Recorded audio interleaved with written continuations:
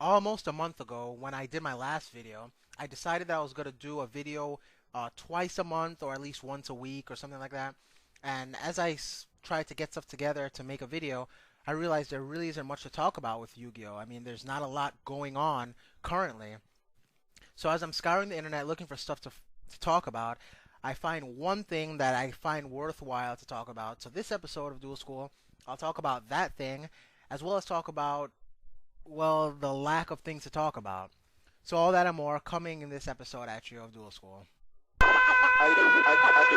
am the stone that the builder refused. I am the visual, the inspiration that made ladies sing the blues. I'm the spark that makes your idea bright. The same spark that lights the dark so that you can know your left from your right. I am the ballad in your rocks, the bullet in the gun, the inner glow that lets you know to call your brother son. The story that just begun, the promise of what's to come. And I'ma remain a soldier till the war is won.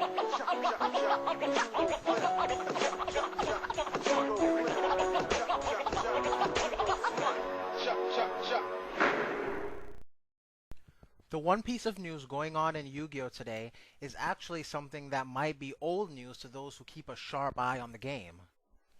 On the weekend of April 25th, Anaheim Convention Center will be holding the first Shonen Jump Championship since the Konami UDE split. For those of you who are able to attend, this is going to be a pretty big tournament. Not only are they going to debut a new Shonen Jump Championship prize card, but they're also going to debut their new ranking system called Kasi, which I'm sure a lot of you already know about. Everyone's points are all reset with this new Kasi system. Everyone goes back to 0, and this is going to be the first opportunity to start gaining points in this new system. So it really does usher in a new era of Yu-Gi-Oh! Organized play.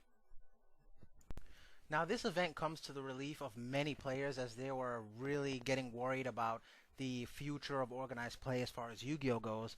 But even with this tournament finally coming to fruition, there is still a lot of downsides to this Shonen Jump that's going to be happening. First and foremost is the lack of coverage anywhere near the level that Metagame.com would have offered. Now, don't get me wrong, Pojo will do a great job in doing on-the-spot standings and who top-8'd and with what deck.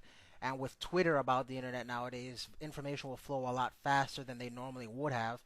However, without segments like Deck Tech and featured matches, a lot of decks and players won't really get the attention that they really might deserve. The other aspect of the downside is actually the prizing. Now, the prizing is exactly what you would expect from any Shonen Jump. You get mats. They're giving out Nintendo DSIs, which is very cool, actually. They're giving away the new 2009 DS game. They're giving away iPods. And, of course, a paid trip to Nationals. And, like subscriptions to Shonen Jump and so on and so forth.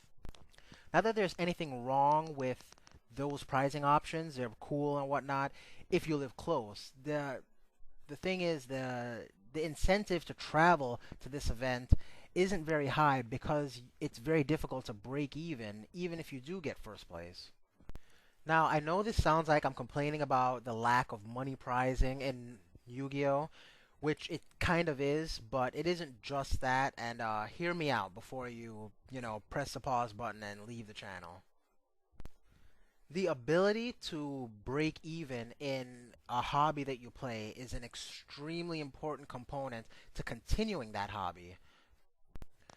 Most games are successful, or they have at least more consistent player base when the players can win at least even to the amount that they're spending on the game to support it. Quite frankly, if the game you're playing is supporting itself or paying for itself, then you're more inclined to continue playing it, and there's more of a chance of having more players also continue playing the game. Just look at games like Versus System, World of Warcraft, and Magic the Gathering, the granddaddy of them all. In these games, you have a very high chance of being able to break even and therefore continue your hobby. Now, am I saying that Yu-Gi-Oh! Should do 10K tournaments the way Versus System did? Well, would be nice, but that's not exactly what I'm asking for.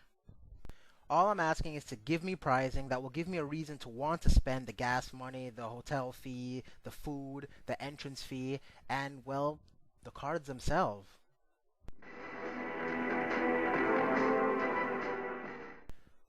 Well, what's left to say that hasn't already been said? There really isn't anything going on in the Yu-Gi-Oh game right now besides the one tournament that's going to be happening a few days that I just covered. And, I mean, a lot of people, myself included, have been losing interest in the game, and a lot more have actually been quitting the game. So instead of asking you guys just one question this time, I'm going to ask you a few. First of all, what have you guys been doing to keep the interest alive in this game? Secondly, what do you think of Kasi, the new Konami card game official tournament support system? What do you think about the new OP system? And do you think it's good that everyone's starting over at zero, or do you think it might discourage older people from coming back to playing the game? Lastly, what do you think the new Shonen Jump Championship prize card is going to be? It's obviously something we don't have, possibly an old Japanese card, so go ahead and make your predictions. And that's going to do it for this episode, you guys. I'm going to go back to playing Street Fighter 4. This has been Duel School with Fitzroy. My name is Fitzroy, and you guys just got schooled.